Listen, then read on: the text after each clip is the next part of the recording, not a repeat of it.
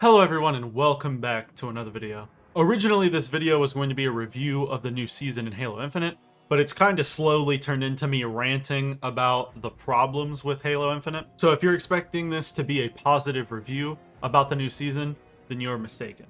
But let's go ahead and get started. Now, I figured I'd start this video off with the positives since there isn't much positives to talk about, which the maps are probably the best part of Season 2. Catalyst being one of my favorite maps in Halo Infinite right now. I don't know if that's because it's new, or if it's because I legitimately just love the map, but either way, right now, it's by far my favorite map in Halo Infinite, and Breaker is a solid big team battle map, especially compared to the maps on launch, which I think are some of the worst maps Halo has ever put out in history. So anything, I guess, can be better than those.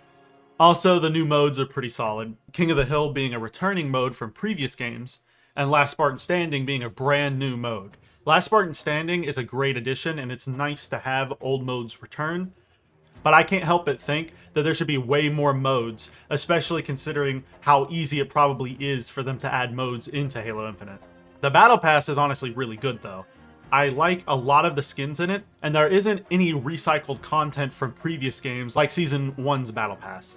So that's a plus. Speaking of the Season 1 Battle Pass, I'm really happy that you can still level old Battle Passes if you choose to. It's a nice change compared to other games that force you to complete the Battle Pass before a certain date, and if you don't, you miss out on what you paid for.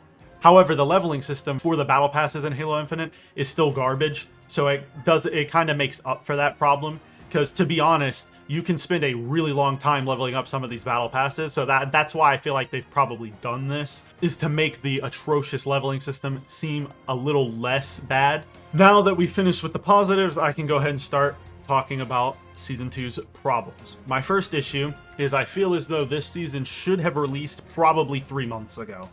I don't know why we had to wait nearly 6 months for only 2 maps and 2 modes, but I guess 343's idea of a live service game is different from mine.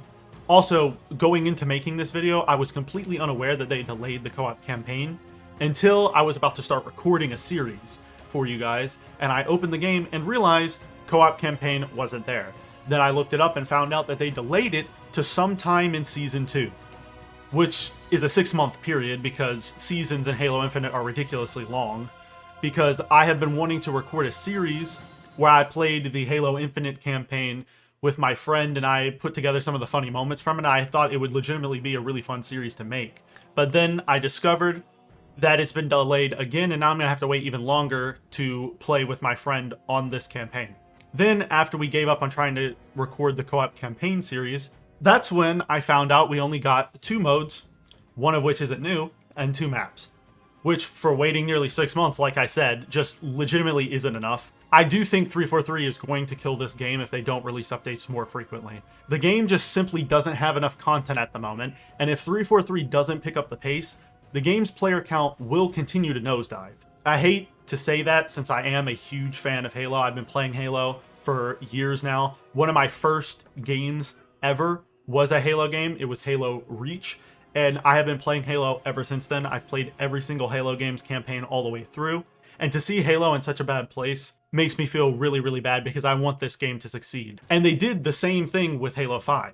Halo 5 was my favorite multiplayer Halo game out of the entire series. And the lack of content at launch hurt the player count and eventually killed the game. Halo 5 went through the same process of having very little modes on launch, very little maps on launch, and we were drip-fed content just like in Halo Infinite, until eventually the player count dropped to a point where they decided to just cut all support for the game entirely. Because of this, I can't help but doubt that 343 is going to keep Halo Infinite going for 10 years like they claimed, especially since it takes them 6 months to add 2 maps and 2 game modes. I just find it very hard to believe that this is going to be the last Halo game, and that this Halo game is going to be supported for years to come, and that we're going to continue to have content for Halo Infinite, and Halo Infinite is going to be the building blocks of the entire rest of the Halo series. I just can't believe that at this time, because it's taking them so long to add basic things like new game modes and to even bring back old game modes. It's taking them a ridiculous amount of time. And it's really, really disgusting. Anyways, hopefully you guys enjoyed this video. If you'd like to support the channel, you could watch this video on your screen right now, Or you could even go the extra mile and hitting that subscribe button. You can always unsubscribe later if you don't enjoy the content I make on this channel. I upload gaming and Discord related videos every Monday and Friday. Anyways, see you guys in the next one. Peace out.